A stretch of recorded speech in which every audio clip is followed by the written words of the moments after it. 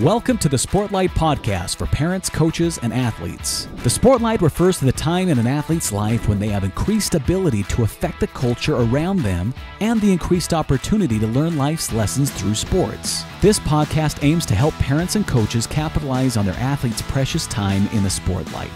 The Sportlight podcast is brought to you by Especially for Athletes program.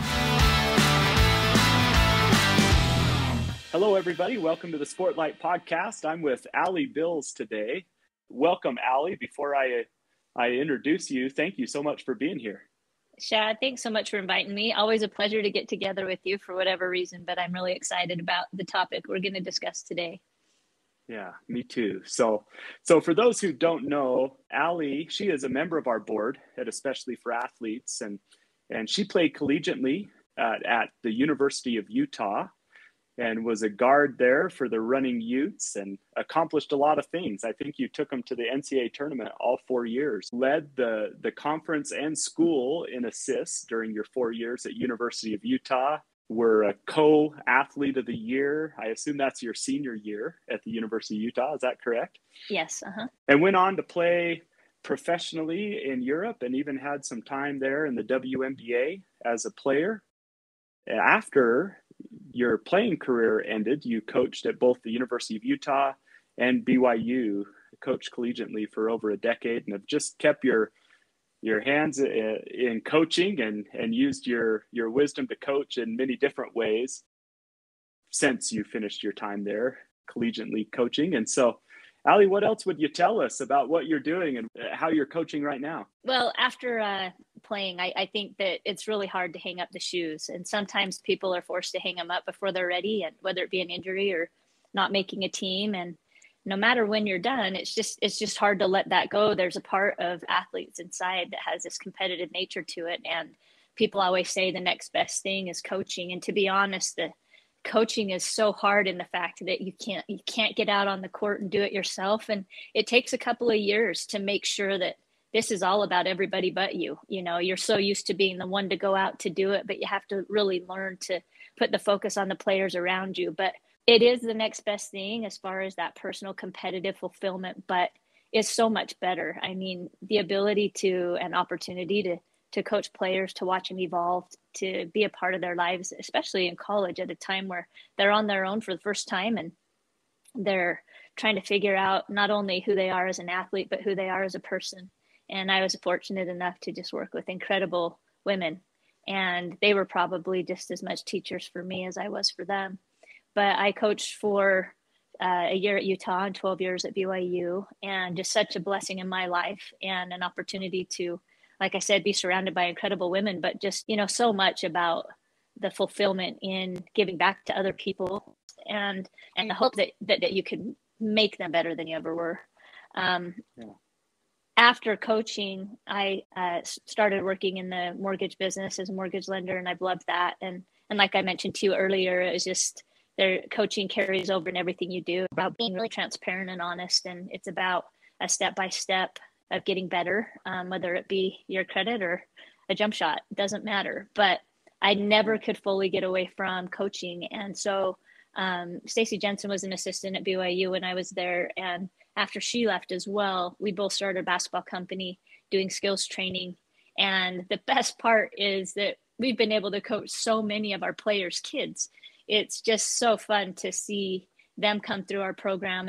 And we did that for about 10 years, and then partnered with another person to grow a little bit more, make it a little more streamlined, and to just add to what we had already been doing. Since then, we kind of separated from that relationship, and the pandemic hit, and so we hadn't been in the gym as much. But one thing we do a lot of is we love to consult with high school, college coaches, club coaches, just on skills training. It's definitely a lost art, and a lot of coaches just don't have the time. College level, high school level, they'd love to do more skills training, but they're just trying to make sure their kids can know their defense. And then, your really good programs know just as much about the other team as they do their own team. And so it doesn't leave a lot of time for that skill development, which we love to step in and be a part of. Yeah, that's really awesome. I always ask when we have very successful athletes on our podcast, if you could go back and talk to 16-year-old Alli Bills, and and give her some advice as a high school basketball player. If I'm hearing you correctly, a lot of times the team stuff, they're installing offenses, they're learning to run that offense efficiently and work together as a team. And some of the things that fall by the wayside may be this skill training that you're talking about. For me, that also, though, suggests that there's an opportunity for people who really would love to become great. And if they can, on their own personal time, dedicate themselves to the development of those skills that are essential to excel at basketball or whatever their sport might be, that there's a real opportunity to pick up some ground where other people who take that approach, if I just go to practice and do what my coach tells me, they may not be taking all that time for skill development. What advice would you give to our high school players right on the eve of, we're just beginning girls basketball, boys basketball here in Utah and all around the country? It's that season. And what advice would you give to a high school or younger athlete in regard to skill development? Well, we hear all the time that, this kid's just an athlete, just get out and they can get it done on the court. They just have this natural ability, and that can take kids pretty far. Some it can take them professionally, but for the most part, the kids that really succeed, those kids that are athletic and have the work ethic, it doesn't always come together. Sometimes you get the athletic ability and no work ethic, and then you get this great work ethic and a minimal athletic ability, but a huge heart and big desire. And I would say, regardless, if you have the athletic ability or maybe more of the work ethic with some skills, that time spent developing your skills is what separates, I think, the good from great. There's a patience required. There's a discipline required. And those two alone make you a better player and a better athlete. But when I was growing up, we didn't have, the games and the tournaments. And so there was a little emphasis on skill development. However, you saw a little bit of a shift. You have to have on-court experience. You have to have that opportunity to just see what your game IQ is and see where you need to develop when the lights turn on, but not at the expense of skills training. And if you're going to give up one or the other, I'd give up some games in order to work on those skills for sure. So I didn't fully answer your question, but to answer the question for kids going into the season, if you are competing with someone that might be more athletic than you, but you're willing to go in and put in the time and work on just a few things that really are game changers. If you're worried about playing time or maybe reaching the coach's expectation or maybe even getting more minutes or going from JV to varsity or from the bench to starting, the more athletic individual, the person with more experience, all of that is important. But if you're willing to put in the time to just develop some skills and maybe come up with a few tools that you can get a shot off, or you can get to the basket on someone, obviously talking about your change of pace and a few things in your tool belt, that gives you a level of confidence that allows you to better compete for what you really want in that spot. And I really think that's what it comes down to, is skills give you confidence that maybe you wouldn't have if you're just depending on competing athletically. Yeah, I love that. Those who are willing to embrace the boredom of consistency and do things like practice these skills, develop a new move, those who are willing to do that, they really can take their game to another level. But some, it's like they love, games are fun, and they get so caught up in kind of the fun that they aren't willing to put in that very monotonous work that it takes to develop some of these skills you're talking about. You'll never hear the phrase go away that repetition is the mother of skill. That'll always be the case. And I do think now, just generationally speaking, there's so much available to kids that's a distraction and takes them away from just being able to be in one place for an extended period of time and really work on and focus on that one thing. And I think the only overpowering source to that is just that they have to want something so bad and be so passionate about it that they're willing to take the time and have the patience to develop it. And so building that passion, I think, is equally important to working on the skill. Yeah, it's almost like we talked in a previous podcast, Dustin and I, that you almost need to find, if you're going to really be great at something, you need to find the thing that you're passionate about, or you won't have the discipline to put in that work in order to develop the skill necessary to really, really excel. So you can only do so much out of discipline. If it's not fueled by passion, then you may not ever generate enough energy to work on the thing enough to truly become great at it. And it's so true. And to be honest, like growing up, you know, kids are playing multiple sports at a time, which I love. And then we're starting to see kids start to maybe just decide on one, maybe two sports earlier and earlier in their life and specialize. And I think that time and effort and sacrifice for something can give you passion, but doing it too soon, you might not ever get to that passion point before you get burned out. And so I think there's that, what comes first, the chicken or the egg? Sometimes you find something that you enjoy and then start to work really hard at it and build the passion, or you work really, really hard and sacrifice for something, and then the passion comes. And it's hard to really know what's going to come first, because we all develop at different times in our lives. Yeah, that's a great point. Especially where it might be damaging, that I could see in what you just said, is when a parent decides what their kid's going to be passionate about and drives them like, hey, we're going to put in the work and you're going to become great at this particular thing. And that might not be something that they're ever passionate about. Whereas if they were able to play a variety of different sports, for example, then naturally through the course of things, they may come upon one that they're just, man, this is what I think about all the time. This is what I want to follow on social media, watch on TV. This is what I want to practice no matter what, like anything involved with this sport I love to do. And then they find the thing they're passionate about. And so that's definitely a balance. I love how you said that. I see as a parent, if I'm not careful, the things I'm passionate about may not be the things my kids are passionate about.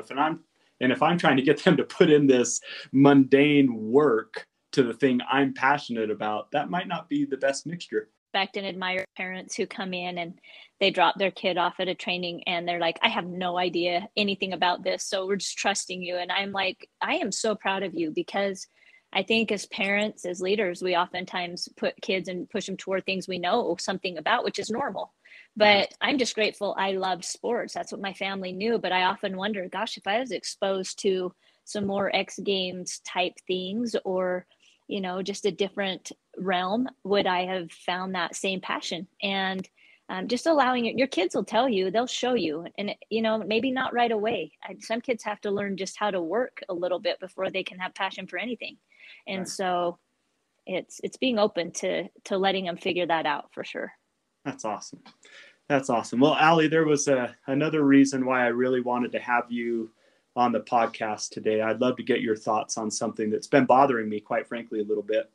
Recently, I've been, being a father of all daughters, I've been looking at some of the social media reactions to the parade that was held for the Chicago Sky after they won the WNBA Championship.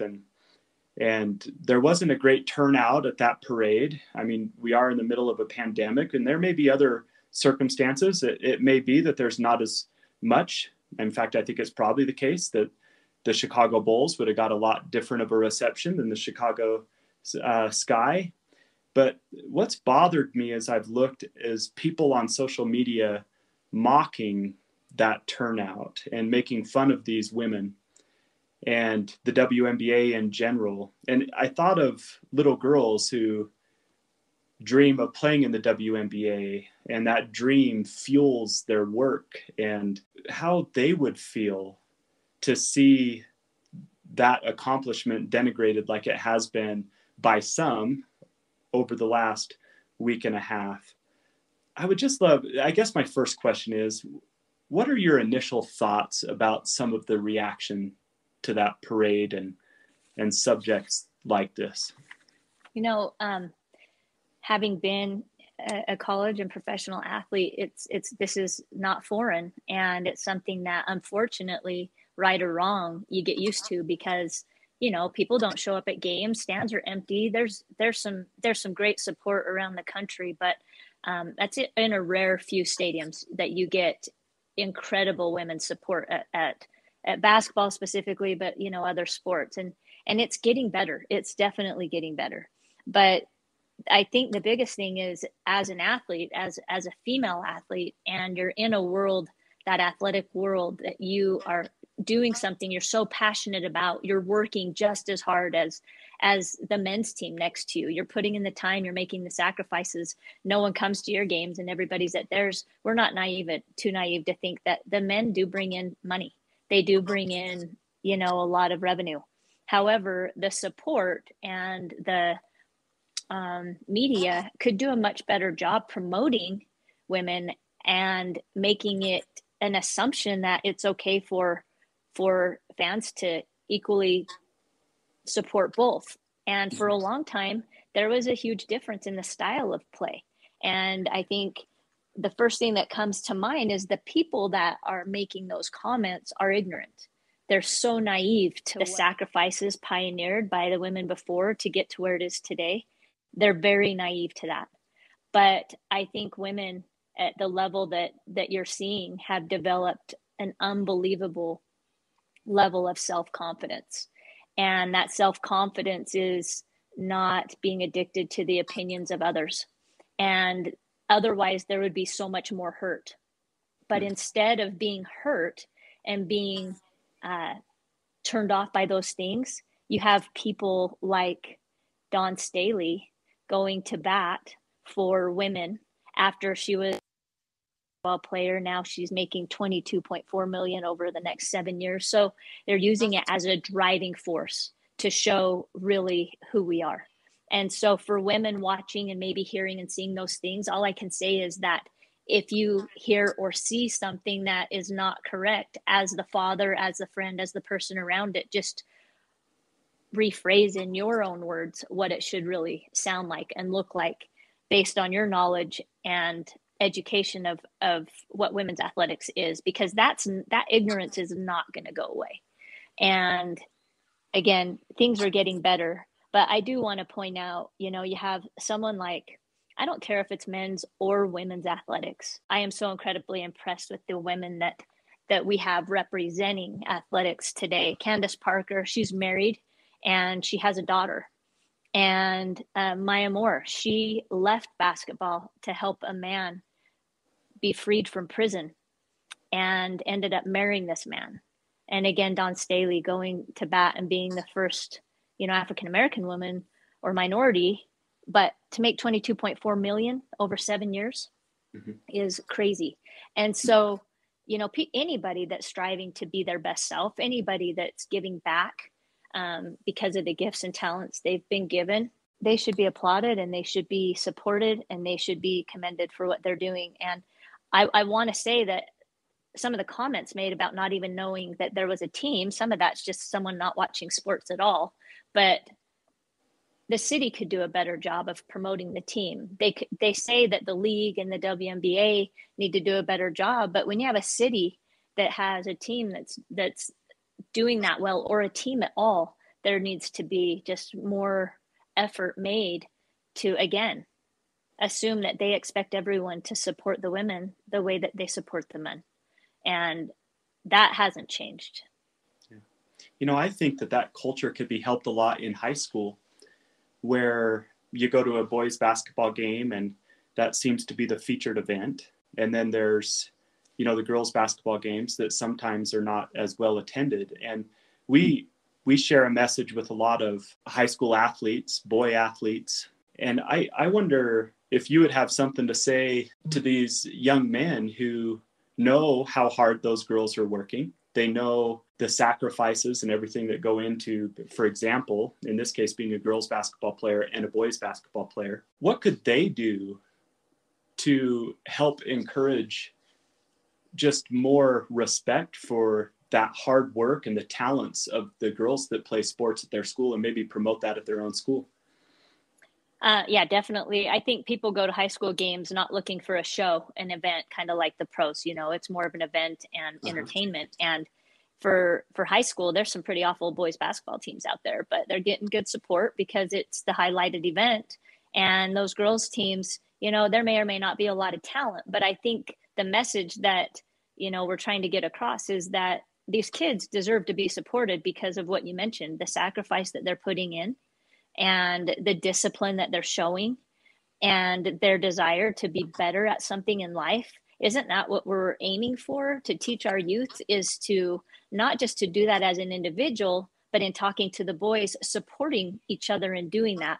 I think the girls always want to go to the boys' games because it's a social event and they can see a lot of people there. But I have been really impressed when I've gone to some of the girls' varsity games and even JV, and I've seen some of the boys basketball players come in with a bunch of friends to support them. And that's really impressive because, again, it's not about the show. It's about supporting your peers. It's about recognizing the efforts that they're making, and especially when they're the same as, and maybe even more in cases than what the boys are doing. Yeah. We had Ella Ballstead. Maybe you've met Ella before. I know Ella really well. I love Ella. She said something that was so profound on our podcast. She said, if you view sports as just entertainment, okay, then maybe there's some things that entertain you more than other things. She said, but if you view sports for what it is, that it's a tool that helps people develop into their best selves, then why in the world would anyone who cares about women not want them to have as much access to that tool of life development as any boy in the world?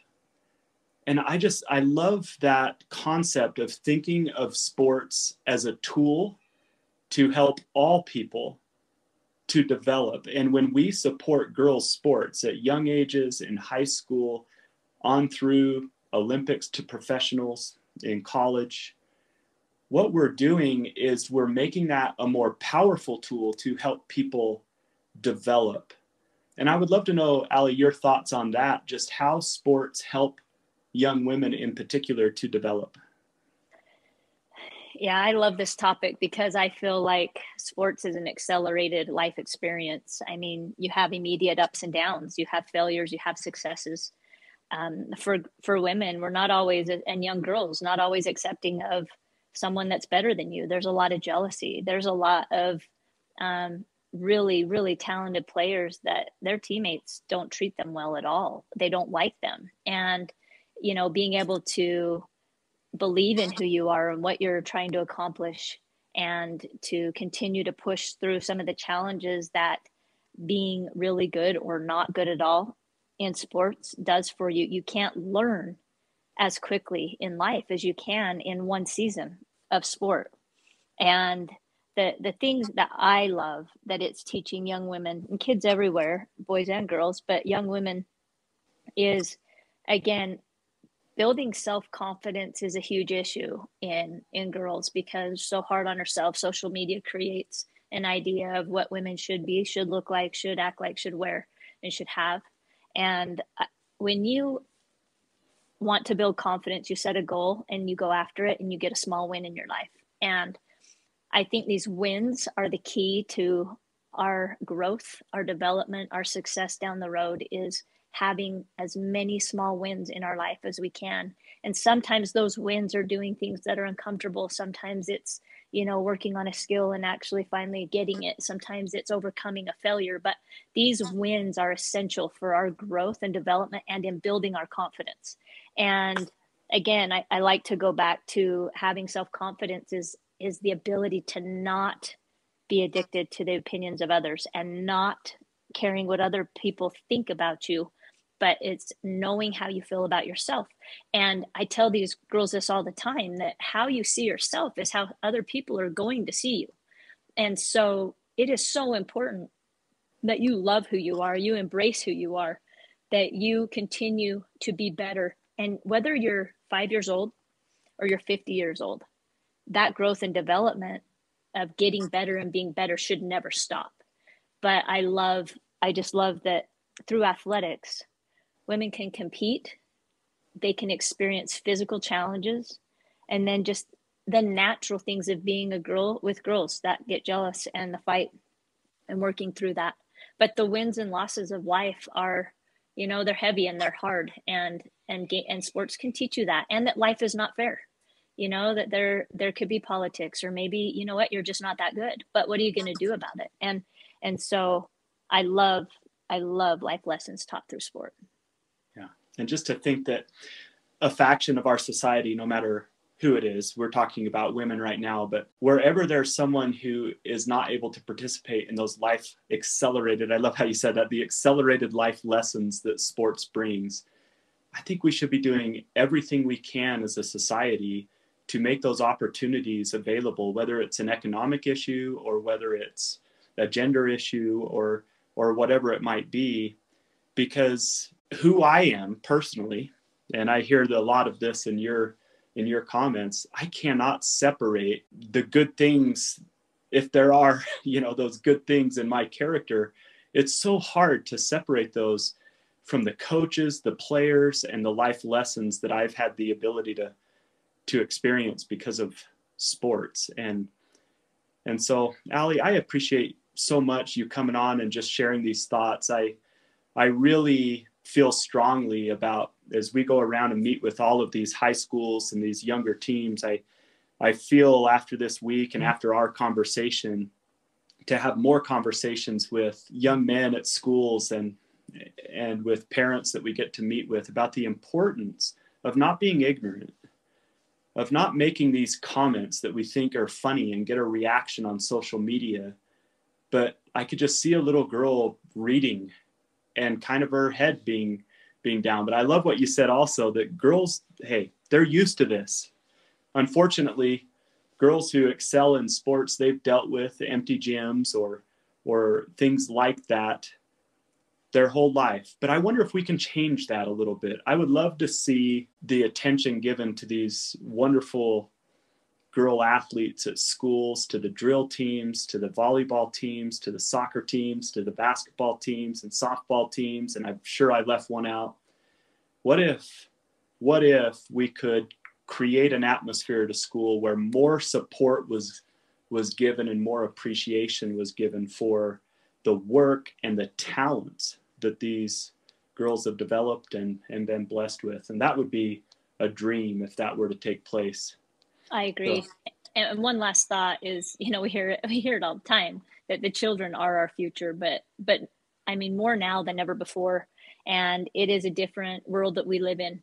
And if we recognize that whether you have a daughter or a granddaughter, or you are a daughter, or there are women, girls in your life, young boys, young girls that are influenced by everything going on, that why would you not take an example like a Candace Parker, a Mia Moore, or Dawn Staley, and why would you not just grasp even a local high school woman that is balanced and that is a good role model for your child, and highlight them and recognize? And not only does it benefit your child, but it also encourages that high school young lady to continue that path that she's on, that she's doing something right, she's doing something good. For something to change and for people to come and all of a sudden be in the stands, guess who's going to do that? The athletes that lived without it happening for them are the ones going to bat to make it happen for somebody else. That is what is happening. It's not some periphery person. It's someone that's personally experienced it. And wouldn't it be awesome if it wasn't someone that experienced it, but that recognized the value in them and will go to fight for them? And, it's these women that have fought all along, trying to make sure the next generation doesn't experience what they experienced. And so it'd be awesome for people on the outside to step up, support, and recognize that these are role models for the children, and they have a lot to offer. They're incredible women and incredible people, and we need to highlight them more and find ways for them to be more visible. That's awesome, Alli. And that's something we could do, it especially for athletes. We try to find these wonderful examples of women athletes as well, and share those in our presentations and share them on our podcast. You're a great example of that, Alli, and that's why your name came to mind with this subject. And we love it anytime you're in front of our athletes, because you do just such a great job of teaching these things in a very, very clear way. So thank you so much, Shad. Thank you so much for joining us. And thanks everyone for joining us today on the Sportlight podcast. We hope you'll share this podcast with others. We hope that you'll really take this message we've talked about today to heart and think, especially those who aren't on the inside, who haven't experienced these things, these fathers and high school coaches what can we do?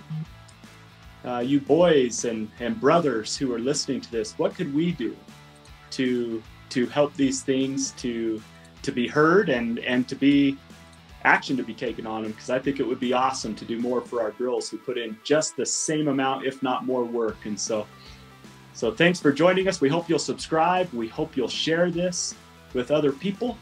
And thank you for joining us today. This has been the Sportlight podcast from Especially for Athletes, sponsored by Coca-Cola.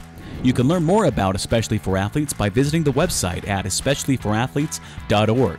You can also learn more about the book, The Sportlight, by Shad Martin and Dustin Smith at especiallyforathletes.org/book.